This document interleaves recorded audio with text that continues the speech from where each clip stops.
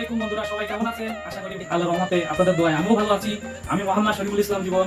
আপনাদের আজকে শিখাবো 6 কাট পেটিকোট অথবা 6 সাত পেটিকোট অনেকেই বলে থাকেন। সেই 6 সাত পেটিকোট 5 মিনিটে কি করে শিখবেন সেটাই আপনাদেরকে এখন দেখানো হবে।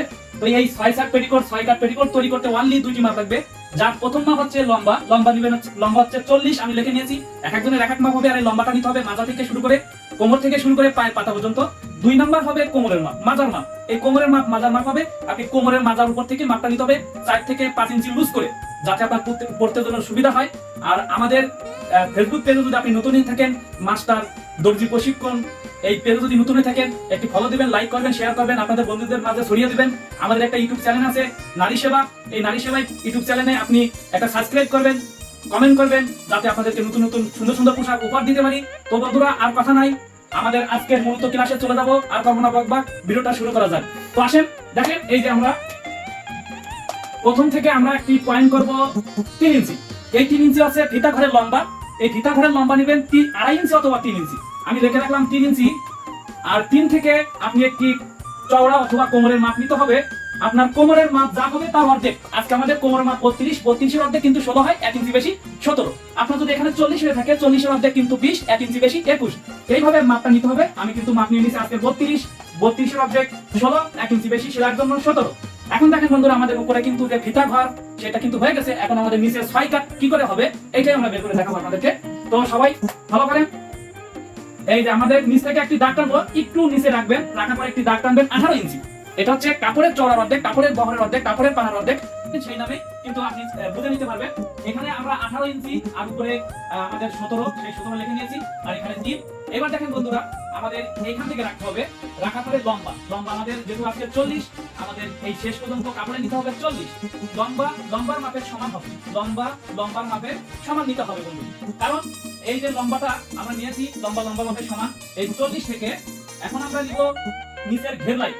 এই ঘের লাইনটা হবে উপরের এই 18, নিচেও 18, এটা সমান একই। কাপড়ের চওড়ার অর্ধেক, কাপড়ের বহরের অর্ধেক একই সমান নিতে হবে। এবার উপরের 18, নিচের 18, এই 2 18 আমরা উপর থেকে সোজা করে মিলাই দিব। দেখেন মিলাই দেওয়া হয়ে গেছে। এটা আমাদের এখন ফুল, যারা আমাদের এর আগে ভিডিওটা দেখেছেন, আমাদের খুব সুন্দর করে শিখাই দিয়েছেন মুমিন স্যার, যে সাধারণ পেটিকোট কি করে তৈরি করতে হয় সেটা কিন্তু অতি সহজে আপনারা দেখেছেন। এখন দেখেন বন্ধুরা, এই 6 কাট পেটিকোটে শুধুমাত্র একটি সূত্র আপনাকে বানাইতে হবে। আর এই সূত্রটা বাড়াইলে কিন্তু 6 কাট হয়ে যাবে সাধারণ থেকে। তো দেখেন সেই সূত্রটা হবে কি করে সেটা আমি দেখাচ্ছি। এই যে কোমরের মাপ যা হবে তার 8 ভাগ করতে হবে। আপনার কোমর 32 হয়েছে, 8 ভাগ করলে কিন্তু 4 হয়। আর হাফ ইঞ্চি 6 পিস হবে, এটার জন্য হাফ ইঞ্চি বেশি নিতে হবে। যদি 40 হয়, 40 এর 8 ভাগ করতে হবে। একই নিয়মে 8 ভাগ করলে কিন্তু 5 আর 40 8 আপনার আছে 5 হয়, হাফ ইঞ্চি বেশি কিন্তু 5.5। যদি এখানে কখনো কারো একটু বেশি মোটা হয়ে থাকে, হেলদি হয়ে থাকে, তার যদি কোমর হয়ে যায়, আপনার মনে করেন যে 48 এর 8 ভাগ করলে কিন্তু 6 হয়, হাফ ইঞ্চি বেশি। এমন করে আপনার যার মাথা হবে সেটা নিবেন। আর মাপটা হবে এখান থেকে। আজকে আমাদের যেহেতু আছে 32 এর 8 ভাগ করলে 4 হয়, আর হাফ ইঞ্চি সেটার জন্য বেশি 4.5। আমি কিন্তু সঙ্গে 4.5 নিয়ে নিয়েছি, 4.5টাও লিখে দিয়েছি। এবার দেখেন নিচে 40 থেকে মনে ভুলে নেওয়া যাবে না, সুদা নেওয়া যাবে না। আমাদের নিতে হবে 18 থেকে, নিচ থেকে। এই 18 থেকে নিতে হবে 4.5। এই যে আমরা 18 থেকে 4.5 নিয়ে নিয়েছি, উপরের সমান নিতে হবে। এখন উপরের 4.5, নিচে 4.5, একবার উপর থেকে আমরা দাগটা হয়তো সোজা হবে না, একটু বাঁকা হবে। এখন এই যে আমাদের এই বাঁকা করে একটু মিলাইতে হবে, উপরে 4.5 থেকে নিচে 4.5 মিলানো শেষ। আর আমাদের ডায়াগ্রাম, আমাদের ছবি, আমাদের 6 কাট পেটিকোট কিন্তু হয়ে গেছে বন্ধুরা। এখন আমরা নামগুলো বলে আমি একটু লিখে রাখবো। তো সবাই একটু দেখেন।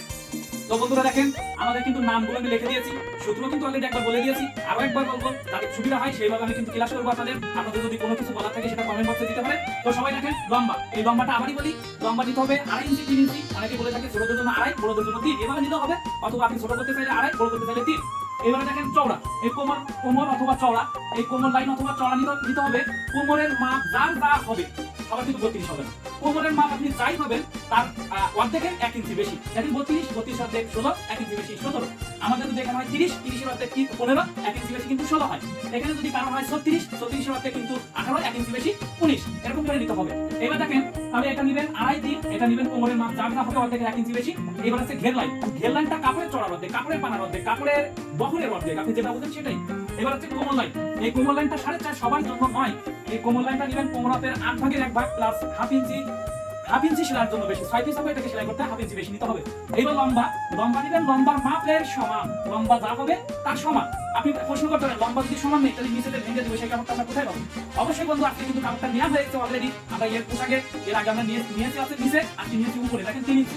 এই 40 কিন্তু এক্সট্রা কিন্তু বেশি আছে 3 ইঞ্চি। তো আমাদের যেহেতু উপরে নিয়ে গেছে নিচে আর বেশি নেওয়ার দরকার নেই, এই জন্য লম্বা মাপের সমান। নিচের ঘের লাইন নিবেন উপরের ঘের লাইনের সমান, নিচের কোমল লাইন নিবেন উপরের কোমল লাইনের সমান। এখানে 4.5 পাইলে এখানে 4.5, এখানে 5.5 পাইলে এখানে 5.5, এখানে 6 হলে এখানে 6.5। এই কোমল লাইনটা আবার একটু বলি, কোমল লাইন নিবেন কোমল মাপের 8 ভাগের 1 ভাগ প্লাস হাফ ইঞ্চি বেশি। তো যাই হোক বন্ধুরা, এখন আমরা আপনাদেরকে কেটে দেখাবো, আর কাটাটা সুন্দর করে মনোযোগ সহকারে দেখবেন। মন যদি থাকে বাহিরে কাজ শেখা হবে না, আশাগুলো আশার হবে পূর্ণ হবে না। 6 পিস, 2 ভাজে 4 পাটে 6 পিস,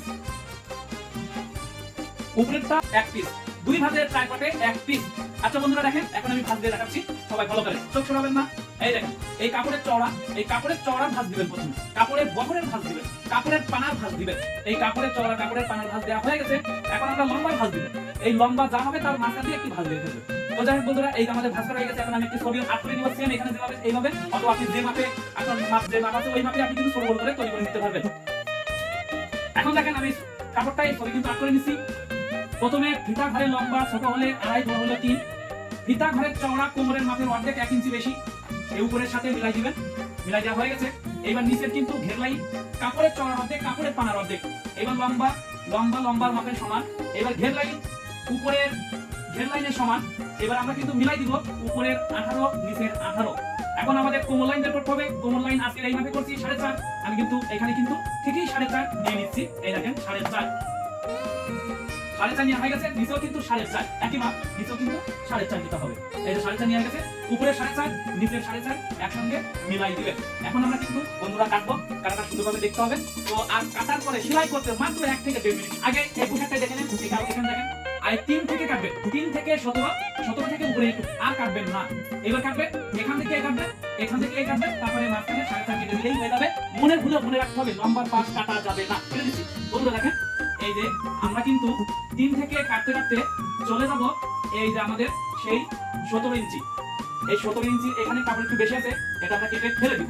ব্যাস, আমাদের এটা কাটা শেষ। এটা এর থেকে একটু জেরো আমি দেখাচ্ছি একটু পরে। আর এবার বন্ধুরা দেখেন, আমাদের এখানে কাটতে হবে 3 পাশ কাটতে হবে। যেহেতু আমাদের কাপড়টা কাটা আছে, নতুন করে কাটা লাগবে না। শুধুমাত্র আপনি মাঝের 4.5 নিচের 4.5 থেকে উপরের 4.5 কেটে দিলেই হয়ে যাবে। আপনার নতুন করে আশপাশ কাটা লাগবে না। আপনার আশেপাশে যদি কাটা লাগে, আপনার যদি লম্বা বেশি হয় সেই ক্ষেত্রে কাটতে হবে। পোশাকটা যদি এই কাপড়টা যদি ছোট বড় থাকে সেই ক্ষেত্রে কাটতে হবে। তো দেখেন আমাদের সমান আছে, এই জন্য আমি আর কাটিনি। এই যে আমাদের কাটা শেষ। এখন এখান থেকে বের হবে 6 পিস। আমি লিখে দিয়েছি 2 ভাজে 4 পাটে 6 পিস। 6 পিসটা আপনাদের দেখাই। এই দেখেন, এই বড় 1 পিস, এই বড় 1 পিস, বড় পাবেন 2 পিস, আর ছোট পাবেন 4 পিস। 1 2 3 4। এই দেখেন 6 পিস, অবশ্যই 6 পিস হতেই হবে। এখন এই 6 পিস জোড়া দিলেই আমাদের পোশাকটা শেষ। তাহলে একটি নেবেন, ছোট 2টি নেবেন, বড় একটি, ছোট 2টি। এই যে বড় 2টি, বড় 2টি থেকে একটি নেবেন, ছোট 2টি নেবেন। এই চিকন মাথা অবশ্যই মনে রাখতে হবে উপরে, মোটা মাথা অবশ্যই নিচের দিকে রাখতে হবে। তাহলে ঘের হবে, ঘেরের দিকে রাখতে হবে, ঘের হবে বেশি, তারপর পাবেন বেশি। এই যে চিকন মাথা উপরে, মোটা মাথা নিচে, চিকন মাথা উপরে, মোটা মাথা নিচে। এইটা যেভাবে সেলাই করবো ওই দুইটা সেম একইভাবে সেলাই করতে হবে। ঠিক আছে, দেখেন আমি কিন্তু সেলাই করে দিচ্ছি। এই যে সেলাই করে দিলেই কিন্তু আমাদের আজকে সেই স্পাই কাট পেটিকোট বাসায় বসে আপনি শিখে কিন্তু পদ্ধতি আছে। আর আমাদের কাছে দর্জি বিজ্ঞান কলেজ, দর্জি বিজ্ঞান মানে সহজ পদ্ধতি। একটা জিনিস মনে রাখবেন, এইটা যেভাবে সেলাই করবো ওইটাও কিন্তু ওইভাবেই সেলাই করতে হবে। একই সেম, একটা হলে আরেকটা পানা যাবে। এই যে 3 পিস কিন্তু জোড়া দিয়েছি, সেম একইভাবে 3 পিস এটাও ধরতে হবে। হ্যাঁ দেখেন বন্ধুরা, আমরা কিন্তু একইভাবে এই দুইটা যেভাবে সেলাই করেছি, এই তিনটা যেভাবে সেলাই করেছি, এই তিনটাও এইভাবে সেলাই করতে হবে। একইভাবে সেম ভাবে 3টা সেলাই করে নেবেন। এখন আমাদের 6টা থেকে হয়ে গেছে 2টা, এখন হয়ে যাবে 1টা। কি করে সবাই ভালো। এই দেখেন আমাদের এই কাপড়টা এই যে 6 পিস থেকে আমাদের 2 পিস হয়েছে। এখন আমরা এক পাশ সেলাই করব, আরেক পাশ সেলাই করব, এক পাশ সেলাই করব। এক পাশ সেলাই করবেন, 2 পাশ সেলাই করবেন না। তো আমি কিন্তু এক পাশ সেলাই করে দিচ্ছি, এক পাশ আটকাই ফেলবেন, আরেক পাশ আটকাবেন না, আরেক পাশ এরকমই আপনার সাইড খোলা থাকবে, সাইডে এরকম ভালো থাকবে। তো এখন আমরা দেখেন এই সাইডের কিনারা ভাঙতে হবে, এই সাইডের কিনারা ভাঙতে হবে, কারণ সাইডে একটা ফাড়া থাকে, সাইডে একটা পাশ খাওয়া থাকে, এই গ্যাপটা রাখতে হবে। তো আমি এই দেখেন গ্যাপের জন্য এখান থেকে 3 থেকে 4 ইঞ্চি নিচে চিকন করে একটা ভাঁজ দেবেন, চিকন করে আরেকটা ভাঁজ, ডাবল ভাঁজ। এখানে বন্ধুরা মনে রাখতে হবে ডাবল ভাঁজ করতে হবে, সিঙ্গেল ভাঁজ না। এই 3 থেকে 4 ইঞ্চি নিচে এটাও একইভাবে 3 থেকে 4 ইঞ্চি নিচ পর্যন্ত 3 থেকে 4 ইঞ্চি ভাঁজ, 3 থেকে 4 ইঞ্চি ভাঁজ।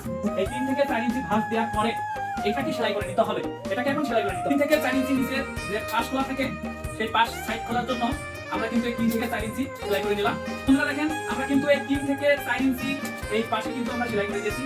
এটা পেটিকোটে অবশ্যই থাকে। এই আপনি সেলাই করে থাকবেন। এই যে এক পিস হবে, এই এক পিসটা এর সাথে জোড়ে দিতে হবে। তো এটা জোড়ার সময় আপনার এখানে চার সাইড আছে, চার পার্ট আছে, ছোট দুই সাইড আর বড় দুই সাইড, চার সাইড। তো আপনাকে প্রথমেই ছোট দুই সাইড ভেঙে সেলাই, ছোট দুই সাইড ভেঙে সেলাই, ছোট দুই সাইড ভেঙে সেলাই, বড় এক সাইড ভেঙে আপনি সেলাই চাইলে করতে পারেন, না চাইলে ওইটার সাথে সেলাই করার সময় একসঙ্গে সেলাই করে দিতে পারবেন। তো আমরা কিন্তু এই যে ছোট দুই সাইড ভেঙে সেলাই করে নিয়েছি, আর বড় এক সাইড আমি ভাঙবো, সেলাই চাইলে করা যাবে, না চাইলেও করা যাবে, না করলে সেলাই করে দিচ্ছি। ফলো করেন। এই মাথা সমান রাখবে, হাফ ইঞ্চি কাপড় ধরে একবারে সেলাই করতে করতে এই মাথা পর্যন্ত চলে আসবে। এখান থেকে সেলাই করতে হাফ ইঞ্চি এই মাথা পর্যন্ত চলে দিচ্ছি। সেলাই করে এই পাশ থেকে সেলাই করে ওই পাশে উল্টাই নিয়ে দিলেই কিন্তু আজকে আমাদের পোশাক শেষ। দেখেন বন্ধুরা, এই যে আমরা এই সেলাই করে দিচ্ছি, সেলাই করতে করতে মাথা পর্যন্ত চলে যাবো। দেখেন বন্ধুরা, আমাদের কিন্তু সেলাই করা হয়ে গেছে। এই পাশে সেলাই করার পরে এটা আমরা যে উপরে কাপড়ের মাথাটা ভেঙেছি, এখন আর নতুন করে ভাঙা লাগবে না। এটাই এই পাশে মাত্র হাফ ইঞ্চি দিবেন, হাফ ইঞ্চি দিয়ে এটাও কিন্তু এই পাশে সেলাই করে চলে আসবেন এই পাশ দিয়ে। দেখেন বন্ধুরা, এই পাশ থেকে আমরা এখানে সেলাই করেছি। এই সেলাই করার পরে এইটুক পারলে এই পোশাকের দর্জি কিন্তু অলরেডি হয়ে গেছে, ঠিক আছে না? দেখেন এই যে এবার উল্টাটা বাইরে, ভাওটা ভিতরে, উল্টাটা বাইরে, সোজাটা ভিতরে এই রাখলাম। রাখার পরে এখান থেকে আপনার যে সাইড খোলা থাকবে 3 থেকে 4-5 ইঞ্চি, এটা ফাঁকা রাখতে হবে। বাদ বাকি পুরোটাই আপনাকে নিচে সেলাই করে দিতে হবে। এই সেলাই করে দিলেই কিন্তু আজকে আমাদের পোশাক সাই কাট পেটিকোট, সাই কাট পেটিকোট সেটা কিন্তু হয়ে যাচ্ছে। তো দেখেন বন্ধুরা, এই যে আমাদের সেলাই করা শেষ। এই সেলাই করা কিন্তু হয়ে গেছে। আমাদের সেই সাই কাট পেটিকোট বলেন, সাই কাট ছায়া বলেন, সেটা কিন্তু অলরেডি একবার কমপ্লিট। তো বন্ধুরা, আমাদের এই ভিডিওটা যদি ভালো লেগে থাকে, মাস্টার দর্জি প্রশিক্ষণ পেজে, ফেসবুক পেজে যাবেন, যাওয়ার পরে আপনি একটি ফলো করবেন, লাইক করবেন, শেয়ার করবেন, আপনার মূল্যবান মতামত আমাদেরকে জানাবেন। তো ক্লাস আজকের এই পর্যন্ত। সামনের ক্লাসে আপনাদেরকে সুন্দর একটি আরেকটি পোশাক দেখাবো। সে পর্যন্ত অপেক্ষা করুন। ভালো থাকুন, সুস্থ থাকুন। আল্লাহ হাফেজ।